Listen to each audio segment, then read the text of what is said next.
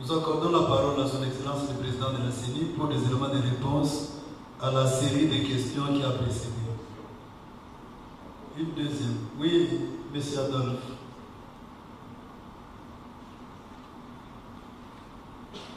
Merci pour la parole. Les questions qui sont posées sont sérieuses, tout au moins du point de vue de ceux qui les posent, et peut-être de ceux qui sont ici. Moi, je n'imagine pas que le président de la CENI, président qu'il soit en mesure de répondre à toutes les questions, y compris celles qui sont techniques et qui relèvent de ses collaborateurs. Il peut donner une vue globale en réponse à une question. Mais il serait bon que ceux qui posent les questions les fassent par écrit de manière spécifique, parce que c'est quand même assez sérieux, et que ce soit l'administration de la CENI qui réponde le moment venu et le plus rapidement possible, pour ne pas soumettre le président à un exercice qui pourrait révéler la compétence de son expertise, c'est-à-dire de ses collaborateurs. Je crois qu'à ce moment-là, ce serait une très bonne chose. Voilà ce que je voulais dire. Merci beaucoup.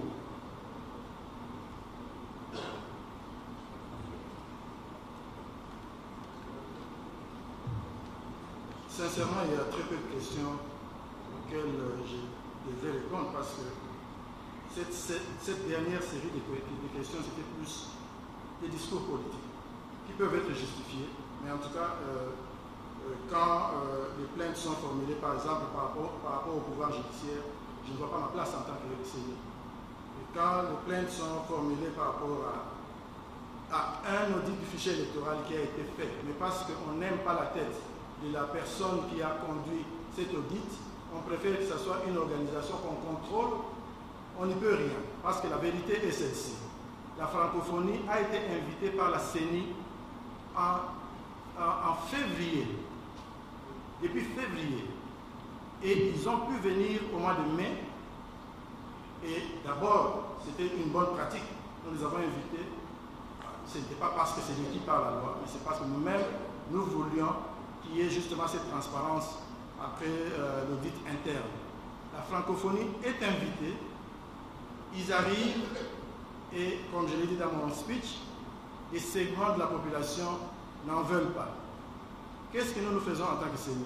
Nous croisons les bras ou bien nous répétons une procédure qui nous avait déjà pris des mois? Non, on s'est dit, on va recruter des experts. Parce que même la francophonie elle-même, quand elle invite les experts, qu'est-ce qu'elle fait? Ce n'est pas des agents de la francophonie. C'est des experts recrutés. Moi-même, j'ai fait ce type de travail avec les Nations Unies en Mauritanie. J'ai conduit un audit du fichier électoral. Je n'étais pas agent des Nations Unies. J'ai travaillé pour une autre institution en Afrique du Sud. Donc, nous nous sommes dit, comme ce n'est plus possible d'aller à travers un mécanisme institutionnel, nous avons fait une annonce et nous avons recruté des gens qui ont mené cette enquête et qui nous ont donné la conclusion qui a fait que nous puissions avancer avec le processus. Ça, c'est une page tournée. Alors, évidemment, il faut comprendre une chose. Parfois, les gens, quand je dis que nous avons commencé avec 28 mois de retard, il y a des gens qui ne se rendent pas compte que ça signifie que dès les premiers jours, nous sommes en mode course. Bien sûr, nous le faisons sans bâcler le travail.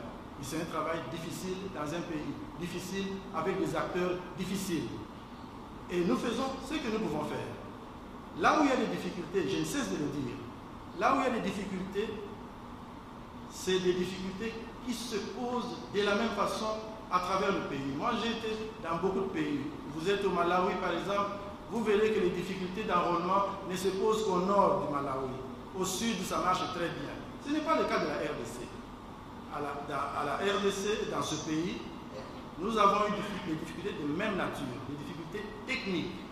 On ne peut pas aujourd'hui nous dire que nous avons été favorables à telle entité contre telle autre. La preuve est que même ce fichier qui est souvent rejeté par certains, je dis bien par certains, ce fichier, quand on a vu la répartition de sièges qui en a découlé, on a trouvé que c'était plausible, c'était fiable, comme le fichier lui-même. Alors, moi je pense qu'il faut revenir à l'essentiel. L'essentiel c'est quoi? Il y a la cartographie, il y a les listes électorales. Prenez, s'il y a des soucis, il faut le relever et nous écrire. Ou bien nous contacter d'une façon ou d'une autre, parce que tout le monde qui est ici sait comment joindre la CENI. Et nous allons travailler en vue d'arriver à un produit définitif de meilleure qualité. C'est la procédure. Ce n'est pas pour rien que la loi prévoit des étapes provisoires. C'est pour qu'on arrive à un produit final définitif. Sauf si on nous exige la perfection. Et la perfection n'est pas de ce monde. Ça, je ne sais pas si je peux avoir oublié une quelconque question, mais en tout cas, quelques-unes qui ont été posées étaient plus orientées vers d'autres institutions que nous-mêmes ici. Merci. Oui, votre question est... voilà ce qu'il y a, madame. Quand on organise les élections, on dit que ça commence à 6 h, ça prend fin à 17 h. Ça ne signifie pas qu'à 17 h, les 173 qui sont dans la file seront chassés.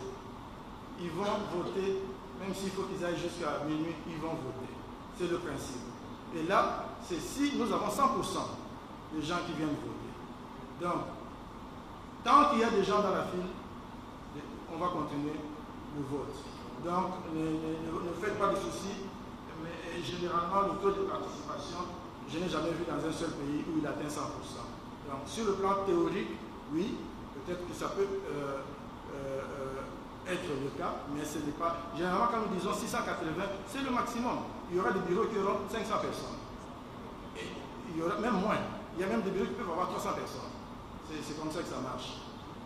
Merci. Merci.